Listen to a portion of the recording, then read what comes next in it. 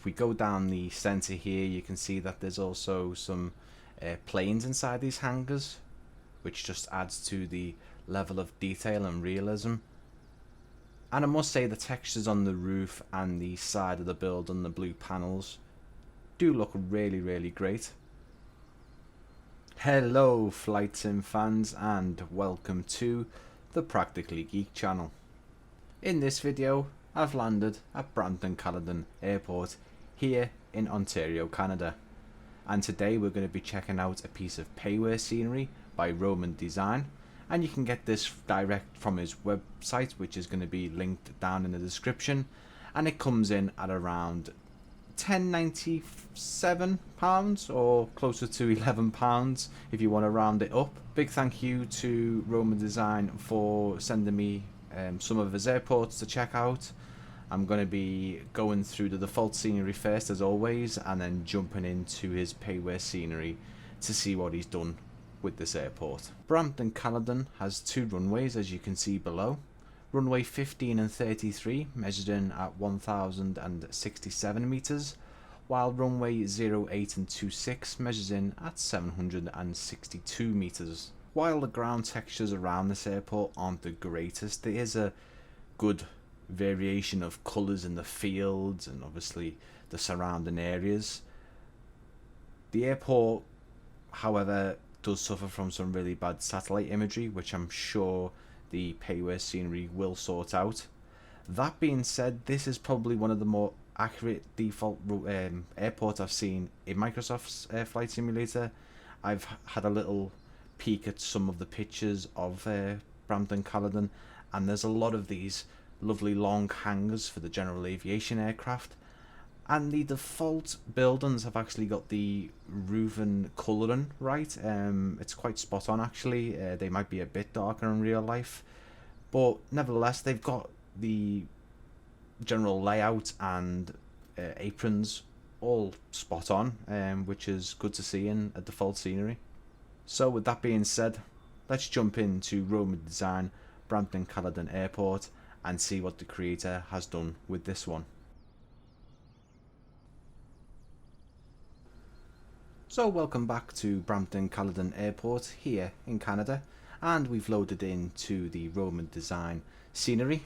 So let's have a look around and see what he's been able to do to make this airport a bit better than the default one. Well, immediately you can notice the sheer level of custom buildings being added here. Every single default building has been removed. We can also see that there's a lot of new concrete stands for the general aviation aircraft. They look absolutely fantastic, don't they? You can see a new beacon light here flashing on the top of the main kind of terminal building just to the left here, and Roman has taken out the large unrealistic kind of tower, the beacon light tower, and it looks a lot better. I can see that the apron has been retextured to make it look more realistic, which does look fantastic. We can see some animated people down on the apron in front of the hangars here, with a assortment of ground service crew as well. They're also default assets from the Asobo library. And overall, I think it looks absolutely fantastic. Especially the blue hangars. As you can see, the default hangars have been changed, but they now resemble the ones that look like they appear at Brampton. The kind of light blue with the, I would say that's more of a brown on the roofs. But I've also noticed a level of terraforming being done here. If we get in a bit closer in just a second, I'll be able to show you that. You can see some landscaping's being done to kind of mimic the airport's real life scenery. You can see there's like a large ditch in here, maybe a river runs through this, but it looks absolutely fantastic. There is another example of this by the main terminal building, but let's just have a look around these lovely new custom handcraft hangars, which look absolutely fantastic. You can see that there's even from a distance there's some weathering marks on them and dirt down the sides. If we go down the center here, you can see that there's also some planes inside these hangars, which just adds to the level of detail and realism. And I must say the textures on the roof and the side of the building, the blue panels, do look really, really great. And what we'll do is we'll head right over the new apron over to the terminal building, or the main building of Brampton Caledon, just to show you this lovely little piece of scenery terraforming that they've done to put this lovely custom wood bridge in. If we just approach this now, I'll be able to show you. You can see that there's a new fuel depot to the left, a custom one. But look at that landscaping there. And that looks absolutely fantastic. I'd love to be able to walk over that bridge. It's a very scenic bridge in the middle of an airport, isn't it? One thing that I was surprised to find when I was installing this scenery was the size of it. It's actually only 277 megabytes, which is incredible. Some witch doctor, witchcraft kind of scenery optimization going on there, so big thumbs up Roman Design for the really great file size. Incredible. We can see that forklift is stuck but the buildings look really, really great. You can see the new beacon lights here, the custom built one, and also the Canadian flag there is animated, which is great to see. Usually you would get custom flags being put into these sceneries and they would just be static, and that's great to see that there's a custom moving one. Me and my fences, but you can see that there's a lovely custom perimeter fence around the new car park, and some parallax texturing for the interior of the building there. You can see that looks amazing. And I think the whole airfield or airport looks really, really nice. I think the level of detail is really, really great. You can see coming off the main entrance here, you can see the lovely signage here at the front, which looks really, really great. And you can see that the Great War Flying Museum is also being added. You can see the Fokkers and the SE5s, the Fokker D1 there. And they look really, really great. A lovely little sight to see when you're landing on that runway. Heading over the top of the airport here, I can take you through some of the features of Roman Design Brampton Caledon Airport. You've got 38 hand-modelled 3D buildings, as you can see. 28 signature blue semi-open hangars with the red roofs, which, yes, they do look absolutely fantastic. Custom parking spots inside the hangars as well on ramps 14 and 15. So if you start on 14 or 15, you will start inside the hangars, which is a really nice touch. Improved and redrawn taxiways, missing lines have been added as well as markers. Corrected the mass textures, the terrain features. You can see some terraforming as we went through there. Multiple aircraft models parked in correct parking areas and the open hangars. The main building with the parallax windows and signage, yep, we saw that. The hand-modelled, ultra-detailed small airport beacon light, which is on top of the main building, which we had a closer look at before. The Great War Flying Museum. The museum exhibition building, the signage, the handcrafted World War I fighter aeroplanes rather.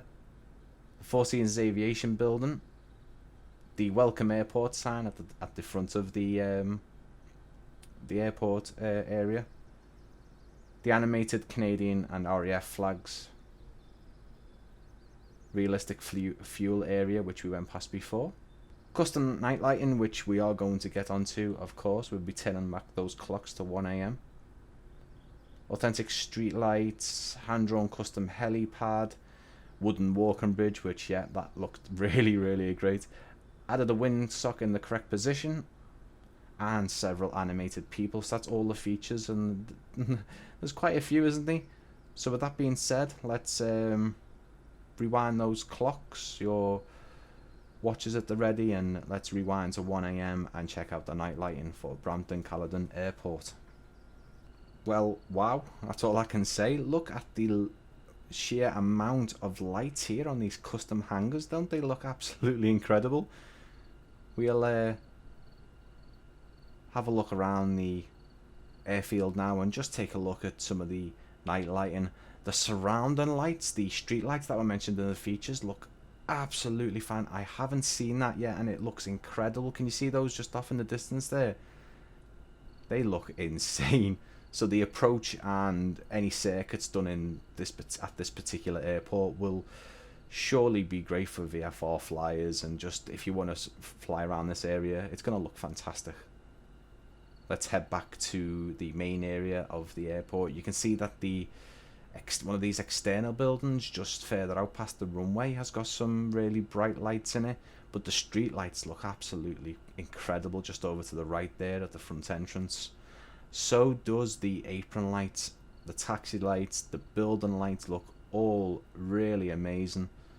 The beacon lights blinding me as I fly over here, so let's maybe turn the camera around and check it out from maybe a lower level, heading through the main strip of the airport here, and all the lighting looks absolutely incredible.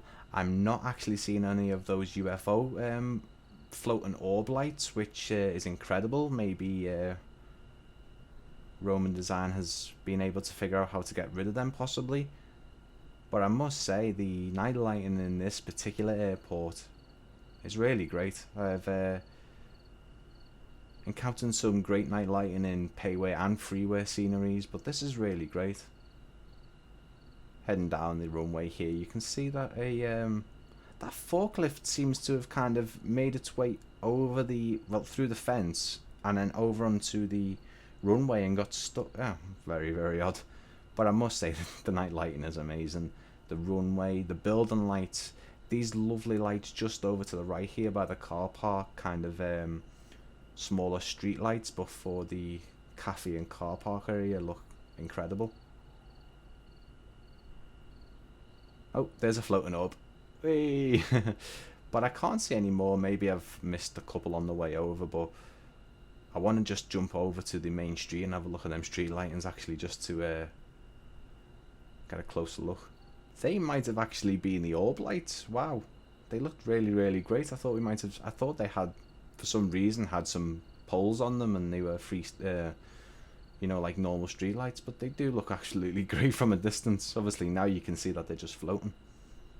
So overall, the night lighting here at Brampton Caledon Airport looks very, very stunning actually. I'm very, very impressed with Roman Design and how they've, or how he has rather, implemented the night lighting into the buildings, and the sheer amount of lights on the side of the hangars looks incredible.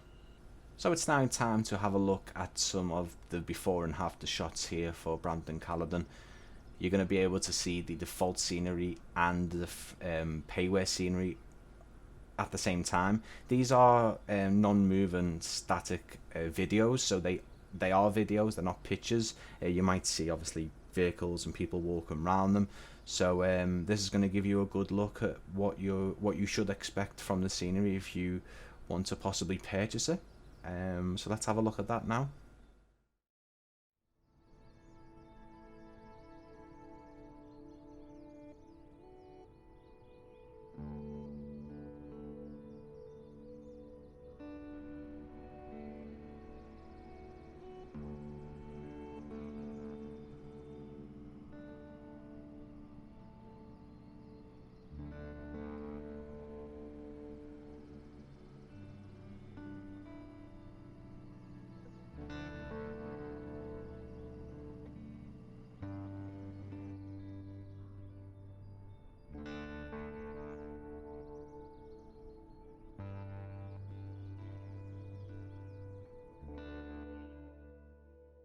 So that was Brampton Caledon Airport by Roman Design. I'm going to leave the link in the description below. I highly recommend that you purchase direct from his website, just so it's going back to him. This is available from multiple sources, but please do head to the link in the description if you want to purchase this. As I say, it clocks in at around $15 or around £10.94, £97. With that being said, if you have enjoyed this video, please give it a big thumbs up, and please consider subscribing to the Practically Geek channel. For more videos just like this, including scenery tours of different locations and some unique places to visit within Microsoft Flight Simulator, you can head into my video section. In there you'll find a lot of freeware and payware videos, and I do recommend taking a look at my flight videos for some new F-15 footage of the new DC designed F-15 flying through the Mach Loop in Wales.